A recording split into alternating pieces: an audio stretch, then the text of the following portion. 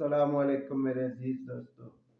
اللہ رب العالمین نے کلام اللہ شریف میں اشرف المخلوقات انسانوں میں سے ان لوگوں کا ذکر جو اہل علم ہے کچھ اس طرح سے کیا، جس کا مفہوم ہے کہ جس وقت ملکہ سبا کا تخت لانے کی بات ہوئی تو حضرت سلیمان علیہ السلام نے یہ کہا اپنے دربار والوں سے کہ کون ہے جو ملکہ سبا کا تخت یہاں پر لے کر آئے ان کے فرما بردار ہو کر آنے سے پہلے۔ تو جنات میں سے ایک قوی عقل جن کھڑا ہوا اور اس نے یہ کہا کہ اس سے پہلے کہ آپ اپنی جگہ سے اٹھیں میں اس تخت کو لا حاضر کرتا ہوں، میں اس کی طاقت رکھتا ہوں اور امانت دار بھی ہوں۔ میرے بھائیوں، اس میں اس جن نے اپنے امانت دار ہونے کا ذکر کیا اور تخت لانے کی بات اس طرح سے کی کہ آپ کے اپنی جگہ سے اٹھنے سے پہلے۔ میرے بھائیوں، حضرت سلیمان علیہ السلام کئی گھنٹوں تک وہ دربار لگائے رکھتے تھے، لیکن پھر ایک انسان کا ذکر کیا گیا کہ اس نے کہا حضرت سلیمان علیہ السلام سے میں وہ تخت آپ کے پاس لائے حاضر کرتا ہوں اس سے پہلے کہ آپ پلک جھپکیں۔ اور پھر حضرت سلیمان علیہ السلام نے اگلے پل جب اس تخت کو اپنے سامنے پایا تو اللہ رب العالمین کا ذکر کیا اور اس کی تسبیح و تعریف کی۔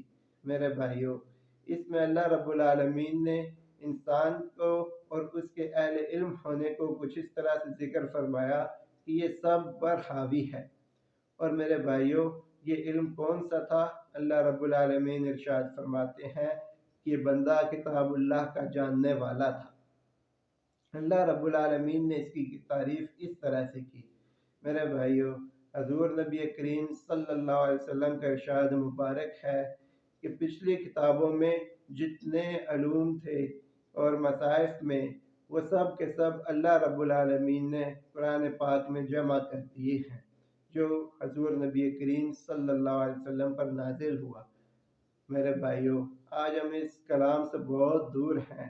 ہم اس کو صرف زبانی یاد کر لیتے ہیں، دیکھ کر پڑھ لیتے ہیں، اس کی آیات کا مفہوم و مطلب سمجھنے میں کیوں غور و تدبر نہیں کرتے؟ ہم کیوں اس بات کی کوشش اور طمع نہیں کرتے کہ یہ کلام ہم سے کیا چاہتا ہے؟ ہمارے جو دنیاوی کام ہے، دنیاوی اغراض و مقاصد ہیں، ان میں کلام اللہ شریف ہمیں کیا ہدایات دے رہا ہے؟ میرے بھائیوں، ہر طرح کا علم اللہ رب العالمین نے قرآن مجید میں عطا کر رکھا ہے۔ اس سے زیادہ علماء کی مجالس میں بیٹھ کر اس قرآن پاک کو سیکھیں اور اللہ رب العالمین کے احکامات پر عمل کریں، بالکل اس طرح سے جس طرح حضور نبی کریم صلی اللہ علیہ وسلم نے عمل کر کے دکھایا۔